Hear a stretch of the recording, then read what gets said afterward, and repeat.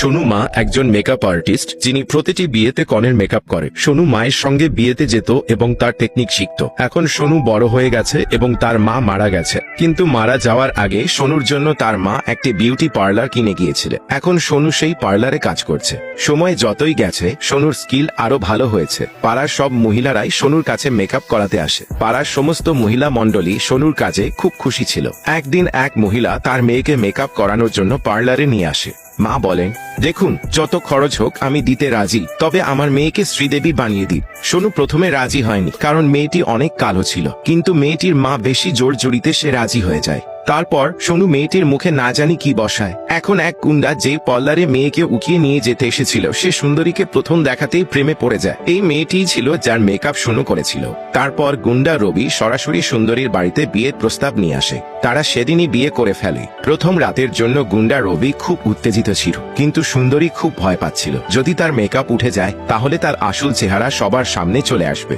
সেই রাতে সবকিছু ঠিকঠাক হয়, কিন্তু সকালে যখন সুন্দরী গোসল করছিল তখন তার মেকআপ উঠে যায়। এরপর যখন সুন্দরী তার শ্বশুর শাশুড়িকে চা দিতে আসে, তারা ভয় পেয়ে যায় এবং বলে, তুমি কে? তখন সুন্দরী রবিকে সব সত্যি বলে দেয়। রবি রেগে গিয়ে যে সোনু মেয়েটির মেকআপ করেছিল তার পার্লারে গুন্ডা পাঠিয়ে দেয়। রবির গুন্ডারা পার্লার ভাঙচুর করে, আর সোনুকে ওই গুন্ডার লোকেরা খুব মারধর করে, কারণ সোনুই সেই মেয়ের এমন মেকআপ করেছিল। এর পরের দিন সোনু টিভির খবরে দেখে এক পুলিশ তাকে মিথ্যে মামলায় ফাঁসিয়ে তার নামে গ্রেপ্তারি পরোয়ানা জারি করেছে। খবর দেখে সোনুর বন্ধুরা তাকে পরামর্শ দেয়, তুই এখন কোথাও লুকিয়ে যাও, না হলে পুলিশ তোকে ধরে ফেলবে। কিন্তু সোনু বলে, আমার মেকআপ কবে কাজে আসবে? ছোটবেলা থেকে মা আমাকে লায়লা বলতো, এখন সময় এসেছে লায়লা হওয়ার। এখন সোনু তার মেকআপের জাদুতে এক সুন্দরী মেয়েতে পরিণত হয় এবং নিজের নাম রাখে লায়লা। এরপর যখন গুন্ডা রবি দেখে আরেকটা নতুন পার্লার খুলেছে, সে রেগে যায়। লায়লা বলে, আপনাকে দেখে তো কিছু কিছু হতে লাগলো, আমি না হয় আপনার সঙ্গেই এই পার্লারের উদ্বোধন করি।